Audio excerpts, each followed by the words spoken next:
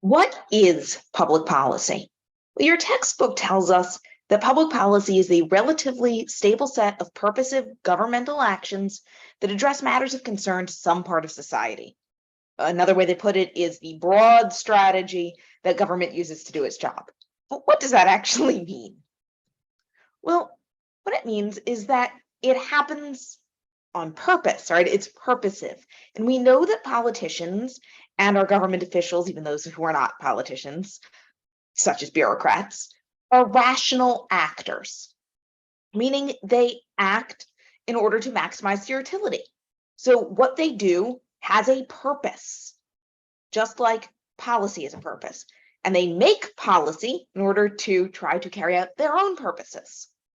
Now, policy almost always is the result of many, many, many actors working together because policy is big. It is sort of the guiding force for the government, right? This is not just like a one law type deal. This is a big thing. This is the sort of theory behind many laws. So, for example, healthcare policy is not just the Affordable Care Act. However, the Affordable Care Act is a reflection of healthcare policy under the Obama administration. And we've seen that even though it has been tweaked and changed over the years since Obama stopped being president, right, since President Trump was elected and now President Biden, and we've seen the Affordable Care Act change somewhat. But overall, it's been pretty stable. It hasn't changed dramatically because policy does tend to stay relatively stable over time. There are changes, sometimes small and incremental, as has happened with the Affordable Care Act since it was enacted.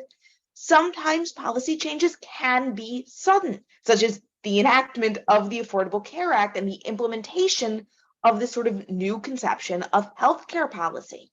But even that, while it was sort of a big change in the moment, was a sort of culmination of long-term slower changes. These kind of ideas that were put into law with the Affordable Care Act had actually been proposed much earlier. For example, President Clinton had tried to enact a very similar law, and Mitt Romney, who was then governor of Massachusetts, enacted very similar types of laws within Massachusetts. So we can see that public policy, even when it seems pretty big, may possibly be the result of longer term actions and past experience. And it is often shaped by debate and compromise because one person isn't acting alone. And we know that once we have more than one person acting, we're going to need to get them to work together. That's a collective action problem. So we're going to ultimately wind up with compromises, right? Just like we did, say, for the Constitution. Now, the other part of the definition is that it deals with issues that concern a large segment of society. So it's not just like a small group.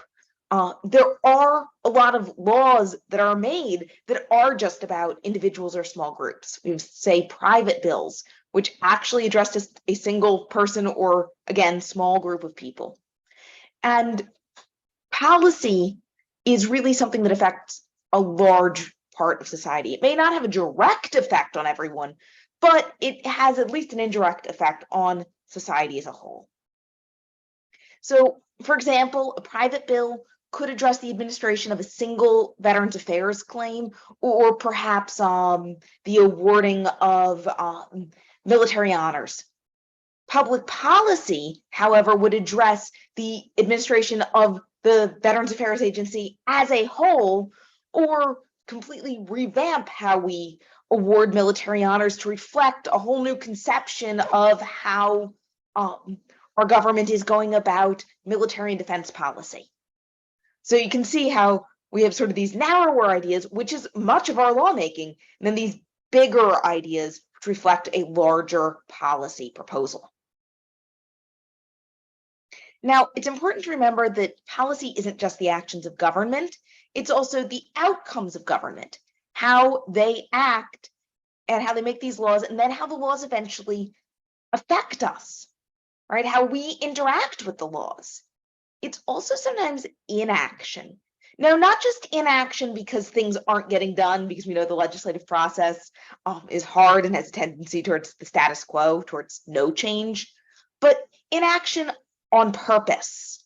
So, for example, if the government has the chance to shift the status quo, but purposely does not, that could be a statement of policy. For example, gun control laws. The fact that the federal government has not done more to regulate gun ownership is a statement of government policy on gun ownership, right?